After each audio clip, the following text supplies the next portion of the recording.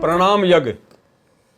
भक्ति व साधना उसी साधक की सफल होती है जिसमें नम्रता आधीनी होती है, दास भाव होता है। ये संकेत है परमात्मा का कि चाहे हम कितनी ही आरतियां कर लें, कितने ही मंत्र कर लें, कितने ही हम लोग सत्संग सुन लें, अंत में भक्ति और साधना सतगुरु रामपाल जी परमेश्वर जी से उपदेश प्राप्त उन्हीं भक्तों की सफल होगी।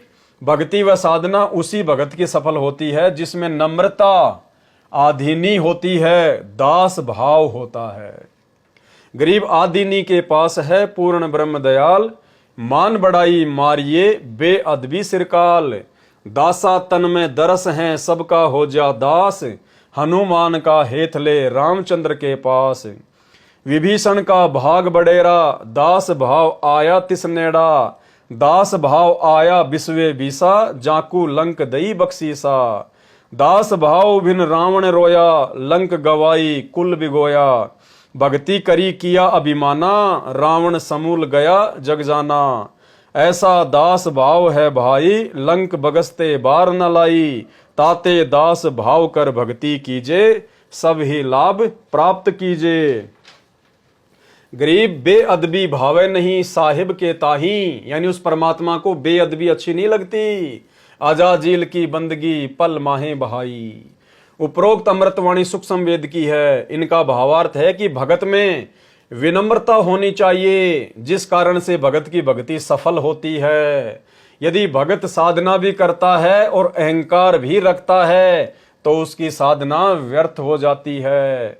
उदाहरण दिए हैं कि हनुमान जी भगवान भगत थे, श्री रामचंद्र जी के साथ अति आधीन होकर रहते थे, जिस कारण से श्री रामचंद्र जी अपने प्रिय विनम्र भगत से विशेष प्यार करते थे। यानी सतगुरु रामपाल जी भगवान भी अपने उसी भगत से विशेष प्यार और प्रेम करेंगे जिसमें आधीनता होगी, जिसमें विनम्रता होगी, जो मर्यादित होकर भक्ति करता होगा। ये परमात्मा किसी भगत का सुंदर चेहरा नहीं देखता, ये किसी की 6 फुट की हाइट नहीं देखता, ये किसी का पैसा और कार कोठी नहीं देखता। परमात्मा केवल अपनी आत्मा और उस आत्मा में भक्ति कितनी है, मर्यादा कितनी है, विनम्रता और आधीनी कितनी है, वो देखता है परमात्मा।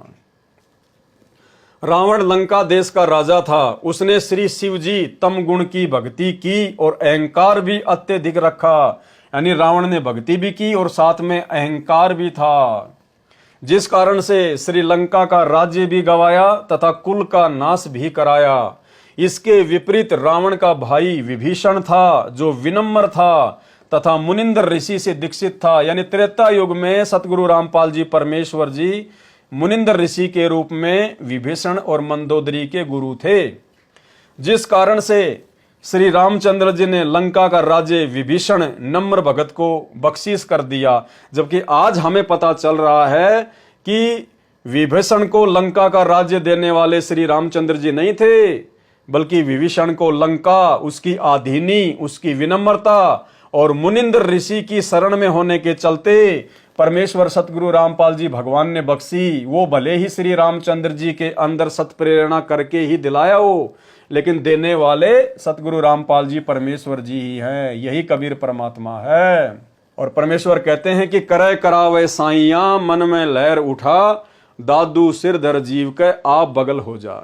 तो विभीषण को जो लंका का राज्य दिया गया था, सतगुरु रामपाल जी परमेश्वर जी ने, जो कि त्रेता युग में मुनिंद्र ऋषि के रूप में थे, विभीषण के गुरु थे, सतगुरु रामपाल जी परमेश्वर जी ने ही श्री रामचंद्र जी में सत प्रेरणा करके और विभीषण को लंका का राज्य दिलवाया।